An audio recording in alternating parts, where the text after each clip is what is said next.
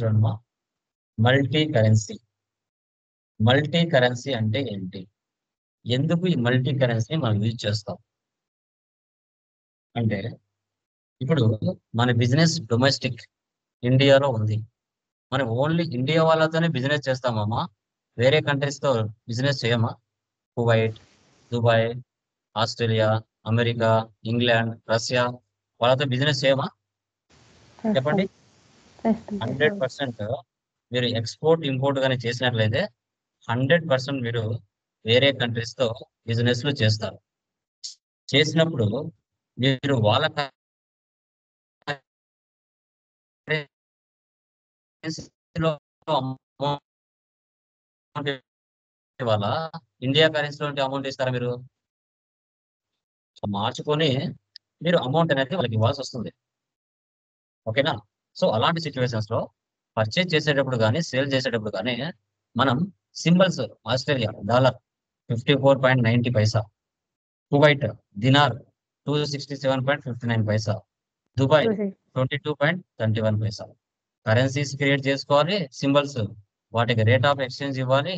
తర్వాత పర్చేజ్ చేసేటప్పుడు కానీ సేల్ చేసేటప్పుడు కానీ ఆ డాలర్స్ సింబల్స్ ఇచ్చి అమౌంట్ ఎంటర్ చేయాలి.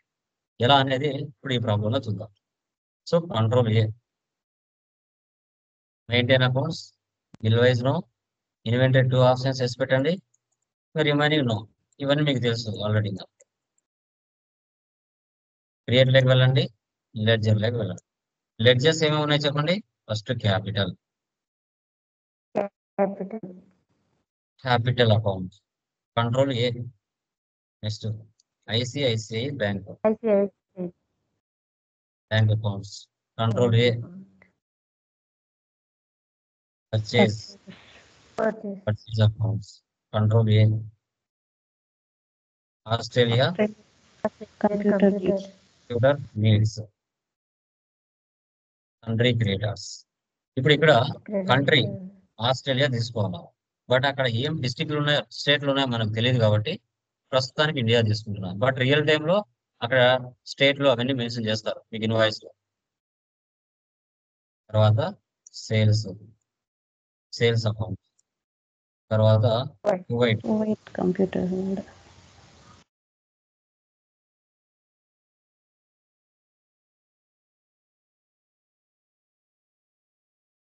Country debtors. ఇక్కడ స్టేట్ కంట్రీ వచ్చేసి మీరు కువైట్ తీసుకోవాలి, అక్కడ ఏం స్టేట్ ఉన్నా మనకు తెలియదు కాబట్టి ప్రస్తుతానికి ఇండియా తీసుకోవాలి.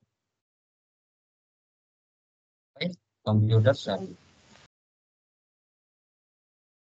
ఇది కూడా సన్రీ డెప్టార్స్. తర్వాత ఇంకా ఏమున్నాయి? ట్రావెలింగ్,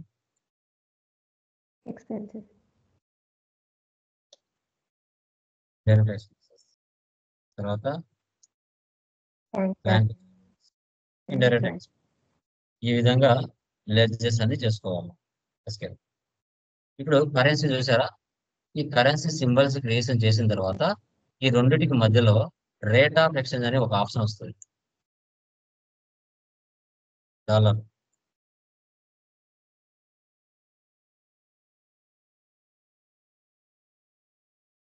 టిఎన్, దినార్, తర్వాత డిహెచ్ఎస్, గ్రామ్స్.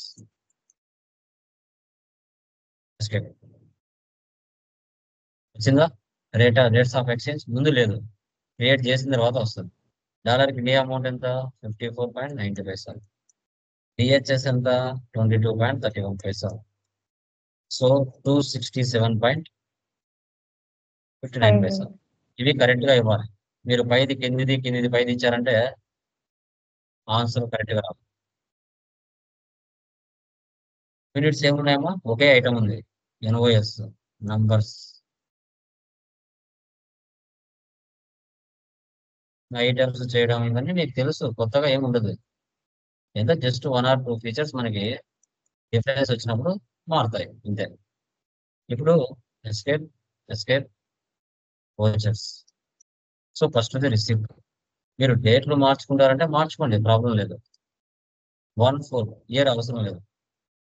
క్యాపిటల్ ఎంత అండి? 75 lakhs. Control A, A for Apple save. Next cash withdraw 2,4 అంటారా Yes, sir. 5 lakhs.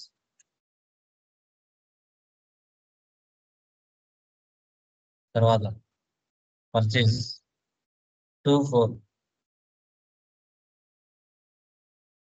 Australia control A enter HP lab. So quantity ఏంటండి 80. 800. రేట్ ఏమి ఇవ్వాలి $600. $600. ఇవ్వాలి, మా సింబల్ ఇవ్వాలి కంపల్సరీగా పెట్టుకోండి. 48,000 ఇక్కడ చూడండి. రేట్ ఇన్ ఫారెక్స్ $600 కి $1 54.90 పైసా తీసుకుంటే 32,940 అవుతుంది ఇండియా అమౌంట్. అదే ఇదే 48,000 కి మళ్ళీ 54.90తో కింద మనం ఇంటూ చేస్తే 26,35,200 అవుతుంది. Sales F8 15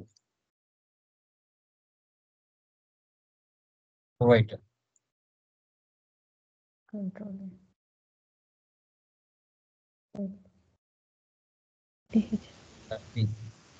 30. TN 267.59. 58.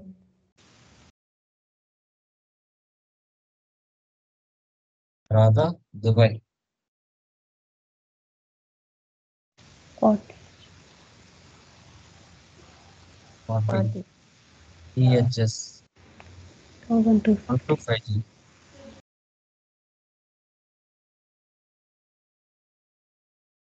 అప్పుగా పర్చేజ్ చేశారు, అప్పుగా సేవ్ చేశారు, తర్వాత పేమెంట్ చేస్తారు. సో 26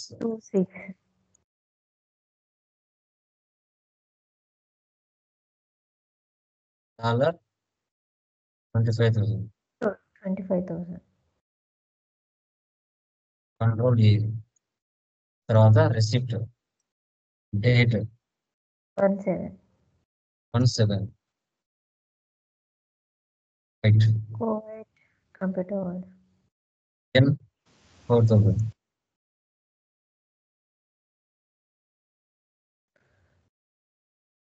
సో తర్వాత 127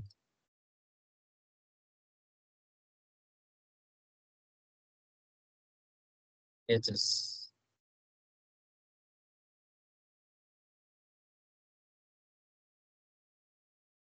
పేమెంట్ 180. Estate.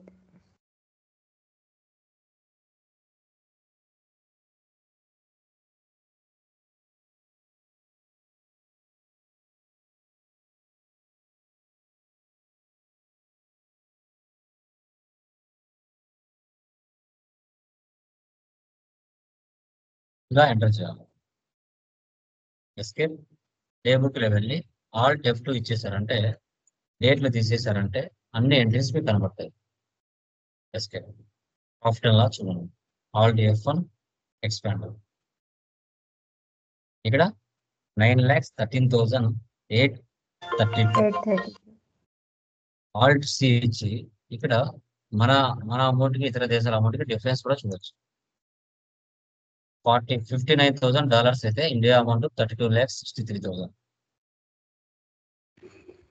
ఈహెచ్ఎస్ అయితే 3 దేశాల అమౌంట్. మళ్ళీ ఆల్ట్ సి ఇవ్వండి, 4 దేశాల అమౌంట్. ఇలా మన ఇండియా అమౌంట్కి ఇతర దేశాల అమౌంట్కి డిఫరెన్స్ గమనించవచ్చు. దీన్నే మల్టీ కరెన్సీ అంటారు. Multi currency. Currency. Stock summary F12 configure. So goods inwards, so goods outwards. Inward అంటే పర్చేజెస్, అవుట్వర్స్ అంటే sales, remaining closing balance. Dashboard demo reports, trial balance, account books, cash and bank balance, purchase register, sales register, receipt register, payment register, contract register. Okay, దీన్నే multi currency అంటారు. Domestic countries తో కాకుండా international entries తో మన business transaction చేసినట్లయితే మనం transactions ఎలా post చేయాలనేది టుడే క్లాస్ లో మనం క్లియర్ గా డిస్కషన్ చేసాం. ఓకేనా? క్లియర్? ఏమైనా డౌట్స్ ఉన్నాయా దీంట్లో? ఎనీవన్? క్లియర్ అమ్మా? Yes sir. Guys, remaining persons guys, ఎవరికైనా డౌట్స్ ఉన్నాయండి? Anyone? Please confirm. No, Yeah. sir. So guys, ఇప్పుడు క్లాస్ మనకి 30 minutes పట్టొచ్చుమా, బట్ ఇవే వీడియోస్ మీరు చేయాలంటే 3-4 గంటలు పడతాయి. తెలుసా? పడుతుంది Yes, కదా sir. మీరు చేసేటప్పుడు అండి? Yes sir. యా. సో ఎందుకు నేను కంటెంట్ ఎక్కువ చెప్పట్లేదంటే, సో స్టార్టింగ్ లోనే ఉన్నారు కాబట్టి నేను ఎక్కువ చెప్పానంటే మీకు టైం సరిపోదు. ఇప్పుడు 2 కన్ఫ్యూజ్ ప్రాబ్లమ్స్ చెప్పాను, ఇంకో ప్రాబ్లం చెప్పాను అనుకోండి, టైం ఉంది కదా. మీరు ఒకటే రోజు 3 ప్రాబ్లమ్స్ చేయాలంటే మార్నింగ్ కూర్చొని ఈవినింగ్ కారా మీరు చేయలేరు. ఓకేనా? So Yes. మాక్సిమం స్టార్టింగ్ లో మనం 1 or 2 ప్రాబ్లమ్స్ చెప్తే మీకు టైం ఉంటుంది ప్రాక్టీస్ చేయడానికి. అది ఓకేనా? అందుకోసమే చిన్నగా మనం చెప్పుకుంటూ వెళ్తున్నాం. మీరు ఒకటేసారి 3-4 ప్రాబ్లమ్స్ చెప్పారంటే మీకు 2 days కూడా టైం సరిపోదు. ఇప్పుడు నాకు ఇక్కడ హాఫ్ అన్ అవర్ పట్టింది, కానీ మీరు చేసేయడానికి 3-4 గంటలు పడుతుంది. పడుతుందా లేదా? Yes, sir. 20 minutes. 100% పడుతుంది. ఎందుకంటే మీరు అర్థం చేసుకోవాలి, నిదానంగా ట్రాన్సాక్షన్ చేయాలి, తప్పులు పోకుండా చేయాలి, తప్పులు పోతే మళ్ళీ మళ్ళీ కరెక్షన్ చేసుకోవాలి. ఇవన్నీ ఉంటాయి. లర్నింగ్ ఇదే కాదు, మీరు నేను కూడా ఏ కోర్స్ నేర్చుకున్నా కంపల్సరీగా 2-3 గంటలు పడుతుంది. ఏ సబ్జెక్ట్ కైనా కొత్తది నేర్చుకుంటాం అంటే ఇమీడియట్ గా రాదు. ఓకేనా? సో అవి చేస్తాయండి. ఫ్రమ్ టుమారో ఫైనల్ ఒక ప్రాబ్లం ఉంది, అది అయిపోతుంది, తర్వాత జిఎస్టీకి ఎంటర్ అవుతాం. ఓకేనా? So done. Yes, sir. Done, guys. Bye. Thank you, sir. Yes, sir.